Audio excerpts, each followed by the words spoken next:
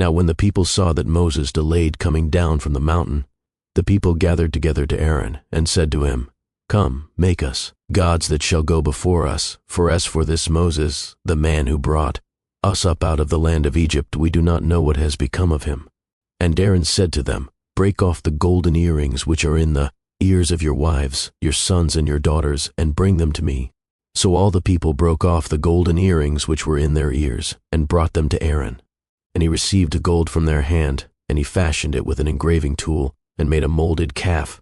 Then they said, "This is your God, O Israel, that brought you out of the land of Egypt." So when Aaron saw it, he built an altar before it, and Aaron made a proclamation and said, "Tomorrow is a feast of the Lord." Then they rose early on the next day, offered burnt offerings, and brought peace offerings, and the people sat down to eat and drink, and rose up to play. And the Lord said to Moses, "Go, get down, for your people whom you brought out of the land of Egypt have corrupted themselves. They have turned aside quickly out of the way which I commanded them. They have made themselves a molded calf, and worshipped it, and sacrificed to it, and said, 'This is your God, O Israel, that brought you out of the land of Egypt.'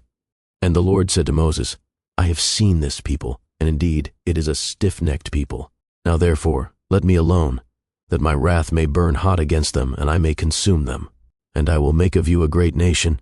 Then Moses pleaded with the Lord his God, and said, 'Lord, why does your wrath burn hot against your people, whom you have brought out of the land of Egypt with great power and with a mighty hand?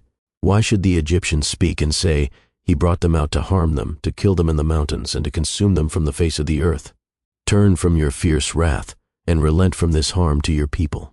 Remember Abraham, Isaac, and Israel your servants, to whom you swore by your own self, and said to them, I will multiply your descendants as the stars of heaven, and all this land that I have spoken of I give to your descendants, and they shall inherit it forever. So the Lord relented from the harm which he said he would do to his people. And Moses turned and went down from the mountain, and the 2 tablets of the testimony were in his hand. The tablets were written on both sides, on the one side and on the other they were written. Now the tablets were the work of God, and the writing was the writing of God engraved on the tablets.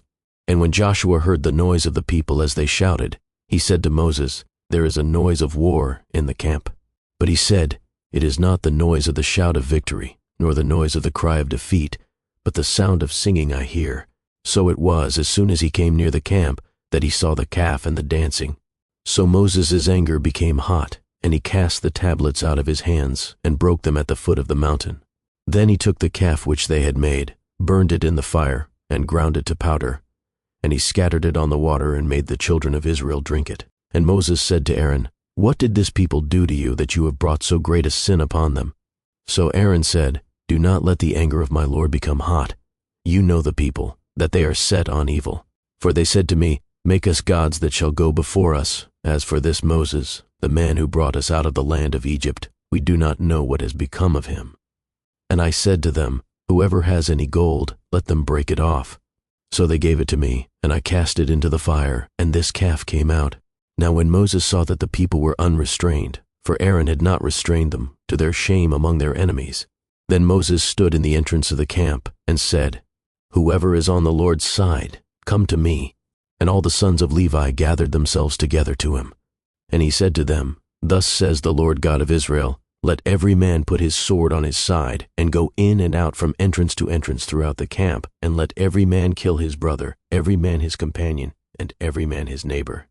So the sons of Levi did according to the word of Moses, and about 3,000 men of the people fell that day.